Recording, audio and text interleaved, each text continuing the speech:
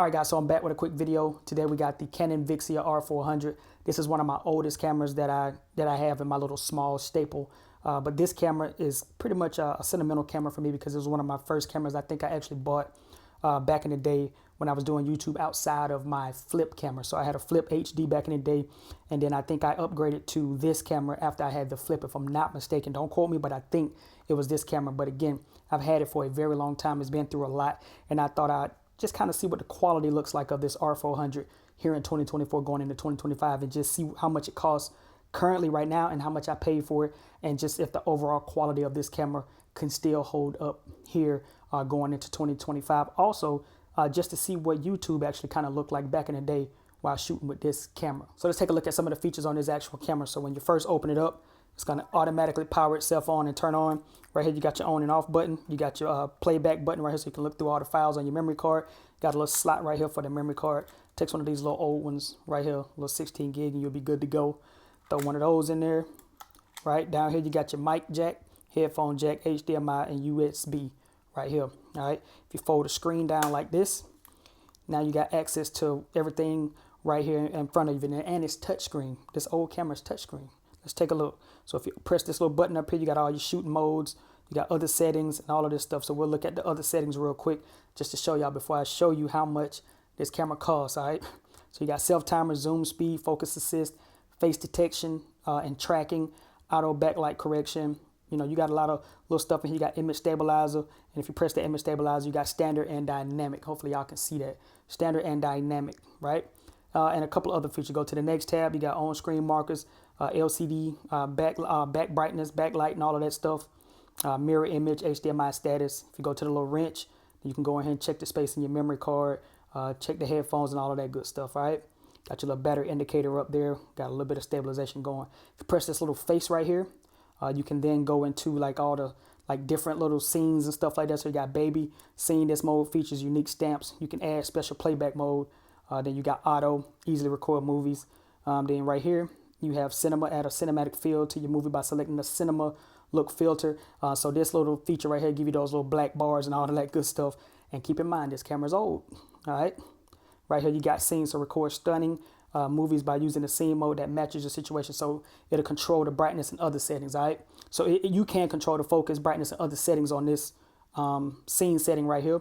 Then you got your program E. I think that's what I always shoot in, program E. But the camcorder controls the shutter speed, aperture automatically. You can control the focus, brightness, and other settings.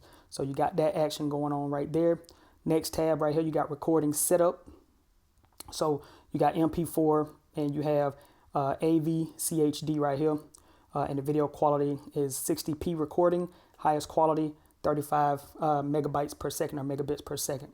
Right there in that tab there. Next, you got the shooting modes, all right? So you go into your shooting mode, which is what we just looked at a second ago.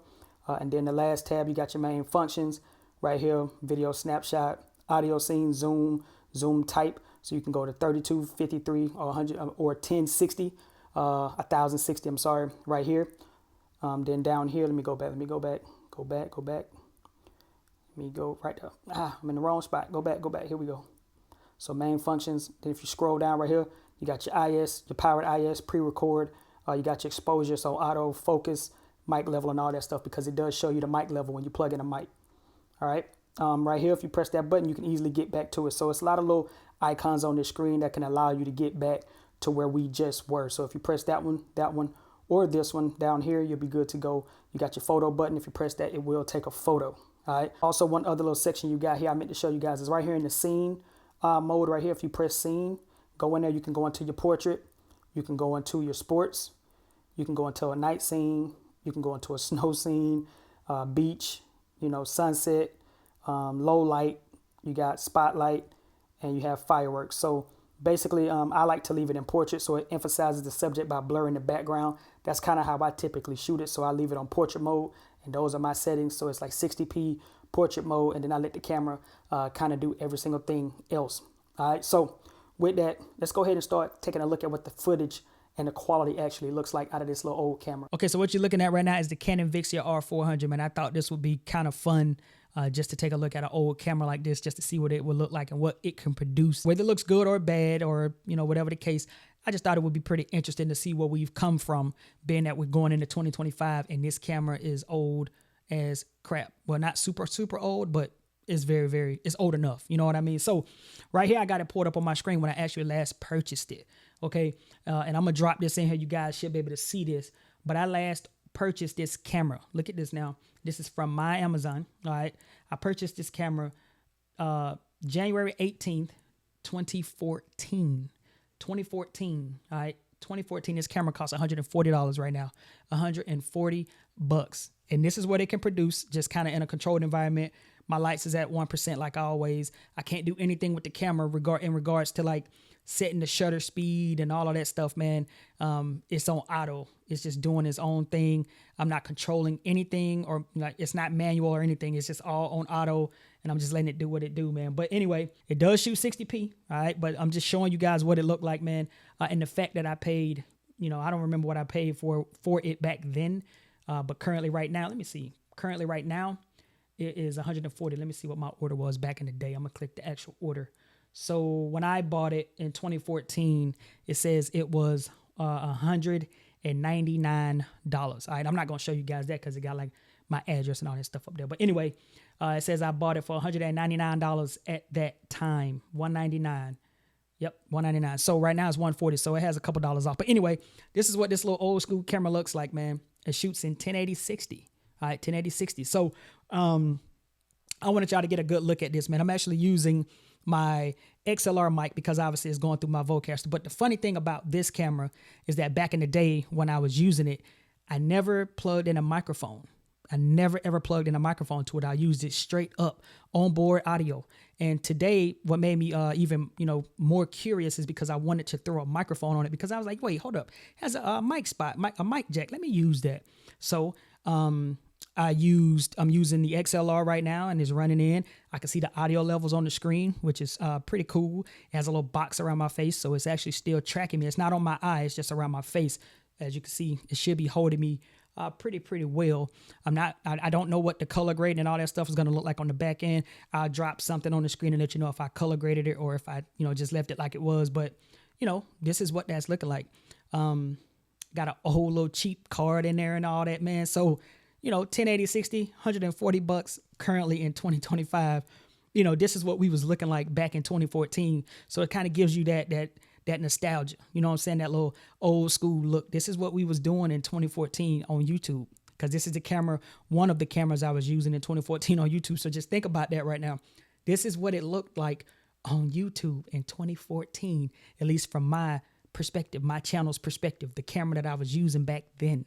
Man, this is crazy. But anyway, I'm gonna continue to test this thing out, man. I'm gonna just take you guys along, man. So I'm gonna take it up off the tripod. I'm gonna go out here and just kind of pan around, let you guys see what it's looking like, man. Just to have a little bit of fun, man. But anyway, Canon Vixia R400 shooting right now, studio setting, controlled environment, 60 frames a second. Let's keep testing this camera. But wait, one more thing. I just want to make sure that we are 100% accurate, that we are using the R400. Here's my Canon 90D sitting right here. So I'm not using the 90D. It's sitting right here. And I'm not using my ZV-1 because it's right here.